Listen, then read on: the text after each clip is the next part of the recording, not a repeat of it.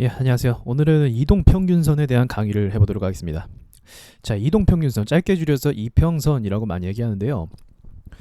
이동평균선에 대한 이해, 그리고 활용, 이거는 여러분들과 또 저도 그렇고, 정말 많은 사람들이 이동평균선을 사용을 합니다. 어쩔 때는 이제 나중에 가면 이동평균선도 안 볼 수도 있겠지만, 굳이 안 볼 필요는 없어요. 이동평균선을 통해서 지금 차트의 단기적 흐름, 장기적 흐름이 어떻게 진행되어 가는지를 우리가 알 수가 있거든요. 그래서 이동평균선에 대한 개념부터 시작해서 대략적인 활용 방법까지 이야기를 해보도록 하겠습니다. 자, 먼저 이동평균선이란 거는 이제 봉들이 자 이렇게 옆으로만 갔다고 가정해 볼게요. 옆으로만 5개. 그럼 5개의 봉을 합쳐서 일봉상 5개의 봉을 합쳐서 나타내는 평균선이 바로 이동평균선이 되겠죠. 그럼 가운데를 뚫고 이렇게 지나갑니다. 그냥 옆으로 가면 이동평균선. 자, 근데 이제 이러진 않죠. 봉들이 이렇게 정적이진 않죠. 이렇게 갔다가 또 위로 올라갔다가 또 위로 더 올라갔다가 예, 여기까지만 됐을 때 그리고 옆으로 간다고 가정해 볼게요. 그 이동평균선 어떻게 될까요? 처음에는 여기서 시작했다가 평균값 이 뒤에 것까지 포함되겠죠. 그럼 이제 뒤에 것까지 포함돼서 올라갔다가 얘가 갑자기 올라가니까 이제 세 번째 봉 있잖아요. 얘가 갑자기 올라가니까 이동평균선 값은 얘를 갑자기 따라가지 못하고 이 밑에 살짝 걸칩니다. 그러다가 한 요 정도 됐다가 이제 평균값 유지하니까 뭐 한 요렇게 되겠네요. 그럼 5일선 이제 5일선 기준인데 5일선 이렇게 된 거예요. 자, 그러면은 요걸 통해서 우리가 무엇을 알 수 있냐면 이 5일선 위로 일단 기본적으로 봉이 올라왔다. 요 5일선 위로 올라왔다. 그러면은 단기적으로 매수세가 강하게 들어왔다라고 판단을 합니다. 단기적으로. 그래서 제가 그 전에 그 기법 강의할 때 유튜브에 있는 것 중에 그런 얘기를 했잖아요. 이제 핑크색이 5일선이죠.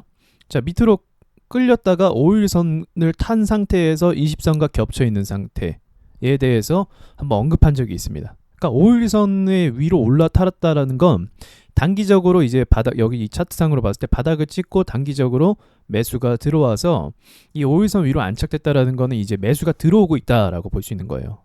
이 전 상황은 뭘까요? 5일선 밑으로 이제 밀어내고 있죠. 그러면은 여기서부터 이제 흐름이 바뀌었죠.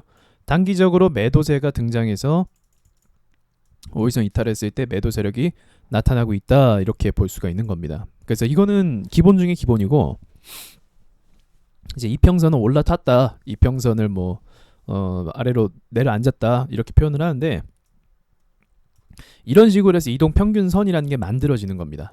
자, 그러면은 이제 이건 5일선이었고 그럼 이제 60선 장기 이평선이 있고 또 20선도 장기 이평선인데 20선은 뭐 세력선이라고 돼요. 세력선. 뭐 이 명칭은 좀 중요하진 않고 그냥 여러분들이 활용하기 나름인데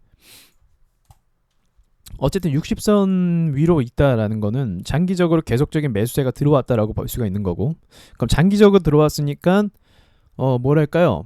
이 종목에 대해서 누군가가 굉장히 긍정적으로 샀다라고 해석할 수 있겠죠. 60선 위로 안착되면은 60선이 초록색이잖아요. 그렇게 볼 수가 있는 거고 20선은 또 20선과 60선 위에 같이 올라갔다 그러면 매수가 계속 같이 들어온 겁니다. 자, 여기서 60선과 20선이 반대 방향이죠. 60이 위에 있고 20이 밑에 있고 이런 걸 역배열이라고 합니다. 배열이 역으로 됐다. 근데 여기서 이제 골든 크로스가 나오면서 여기 시점에서 이 상한가 때문이죠. 그러면서 이제 힘이 강하게 들어와서 60선, 20선, 11선, 5일선 이렇게 배열이 됐다라고 한다면 이제 강하게 매수가 들어왔다라는 거 이평선만을 통해서도 알 수가 있는 거예요. 이동평균선만을 통해서. 그래서 우리가 차트를 이렇게 볼 때 크게 보면은 이평선만 가지고도 이평선과 이 봉 위치 있잖아요.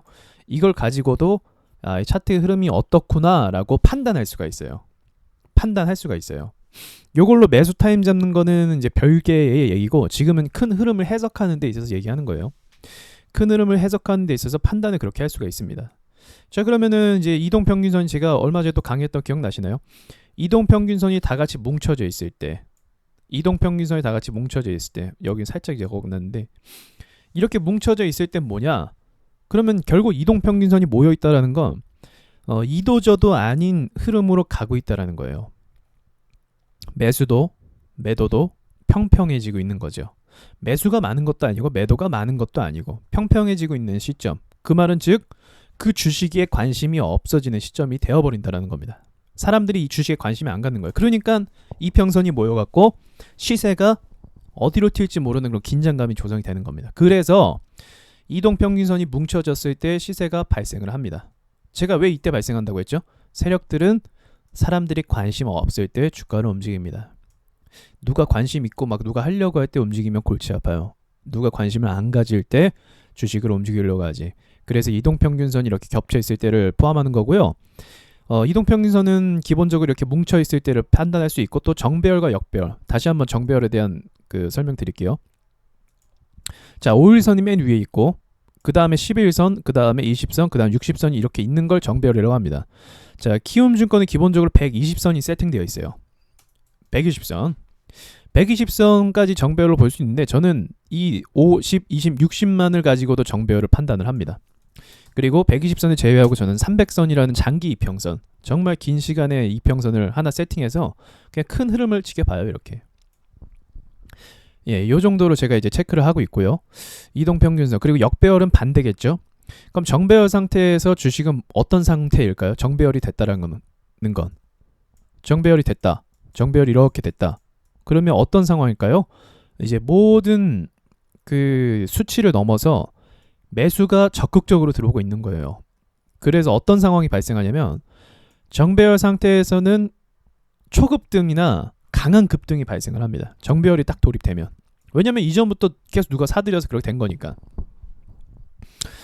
자, 보십시오. 자, 여기가 이제 정배열 상태거든요, 지금. 여기 정배열 딱 만들어졌어요. 이것도 27%까지 올라간 이 양봉 하나 때문에 정배열이 만들어진 거예요. 이전부터 이평선이 모여 있었죠.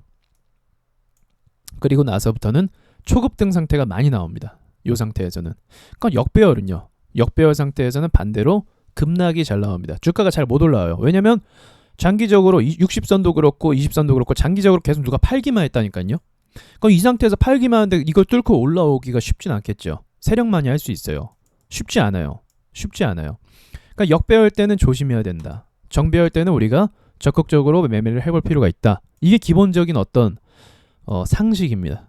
아마 주식책 뭐 어떤 책이나 보면은 이제 정배열 때 매매해야 돼 뭐 이런 얘기 합니다. 근데 사실 그건 좀 추상적이기도 한데 어쨌든 정배열 자체에 여러분들이 그런 의미를 갖고 접근할 필요가 있는 거죠. 그러니까 쉽게 얘기하면 역배열 때 괜히 매매할 필요는 없는 거고 정배열 상태 때 한번 해볼까 라고 할 수 있는 거예요. 역배열 때 아주 매매가 또 안 되는 건 아닌데 초보자들은 차트를 보는데 많이 제한이 되잖아요. 그러니까 이 배열 순서를 잘 체크하면서 이 배열과 봉과의 연관성 또 마찬가지로 거래량과 봉과의 연관성도 얘기했잖아요. 근데 배열과 봉과의 연관성도 한 번쯤 살펴보면서 매매를 해야 되는 거예요. 자, 그럼 여기쯤 얘기하면은 약간 좀 어렵다. 정배열 가지고 뭘 어떻게 하냐 이렇게 생각할 수 있잖아요. 그럼 저는 이제 이렇게 말씀을 드리고 싶네요. 주식이라는 건요. 제가 이제 언어를 배운다라고 얘기했잖아요. 그래 차트를 읽는 사람들, 이게 저희 카페 이름이잖아요. 차트를 읽는 사람들. 차트를 읽는다라는 건 단번에 이게 한눈에 들어오는 게 아닙니다. 그러니까 단번에 뭔가 이렇게 이건 이거다, 이건 저거다 이렇게 정리하려고 하지 마시고요.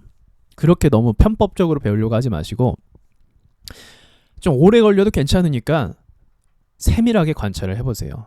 거래량이 이만했을 때, 정배열이 이런 상태일 때, 또 거래량이 이거보다 작았을 때, 또는 이렇게 정배열이 이 상태에서 어느 정도 올라왔을 때, 봉과의 연관성이 있으니까 봉이 한 이 정도 프로테이지 올라왔을 때, 이런 거 하나하나에 다 의미를 갖고 있는 게 이제 차트 분석이고 그 차트를 읽는 거예요. 그게 또 이제 다른 강의로 가면 추세선, 지지선 뭐 이런 것도 있겠죠. 근데 그건 제가 그 카페에서 유료로 강의를 하고 있습니다.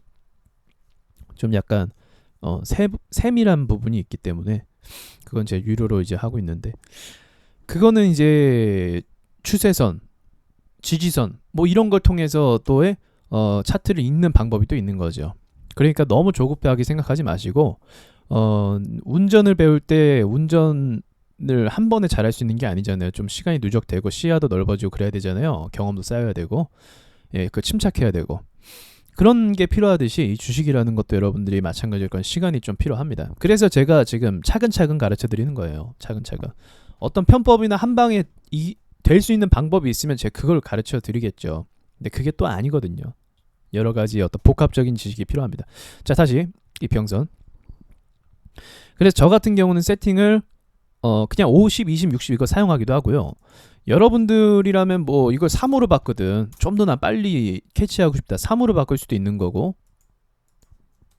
또는 뭐 이거를 뭐 18이나 뭐 15나 뭐 이런 걸 숫자 마음대로 바꿀 수 있어요. 그렇게 정해진 룰에서 또 움직일 필요는 없어요. 여러분들이 이 HTS 프로그램이 그래서 좋은 거예요. 자유자재로 자신에 맞는 세팅 값으로 다 바꿀 수가 있습니다.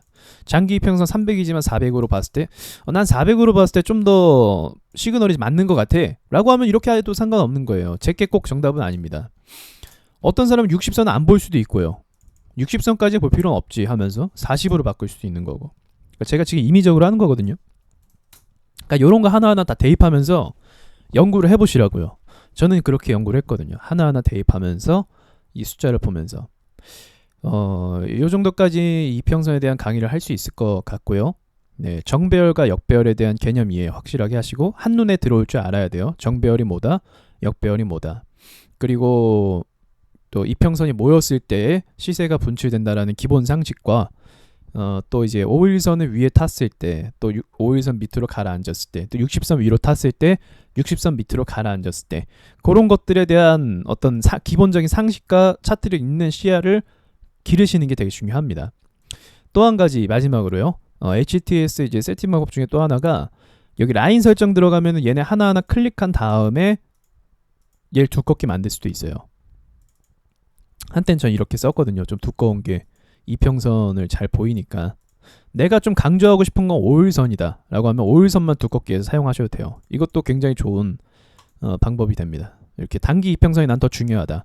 그리고 또 한 가지, 이평선을 잘 보기 위해서 봉을 더블 클릭하신 다음에 영역 채우기를 지워버립니다. 그러면은 약간 좀 어색할 수도 있어요. 빨개 먹은 느낌? 뭐 그런 느낌일 수도 있는데 나는 이제 자세히 보고 싶다라고 한다면 이런 식으로 또 보셔도 됩니다. 이렇게. 그럼 잘 보이죠? 이평선이. 이런 식으로도 저는 활용을 많이 합니다. HTS와 좀 많이 친해질 필요가 있고요. MTS는 이동평균선을 보기에는 좀 불편한 부분이 많이 있더라고요. 그래서 HTS 프로그램을 또 사용하기를 저는 좀 추천드립니다. 자, 이동평균선에 대한 강의 마치도록 하고요. 자, 이동평균선을 통한 여러분이 따로 골든크로스라는 거 한번 연구해 보세요. 골든크로스 기법 이런 거 한번 연구해 보셔서 또 그것을 통해서 매매할 수 있는 방법을 한번 찾아보시길 바랍니다. 자, 이상으로 이동평균선 강의 마치도록 하겠습니다.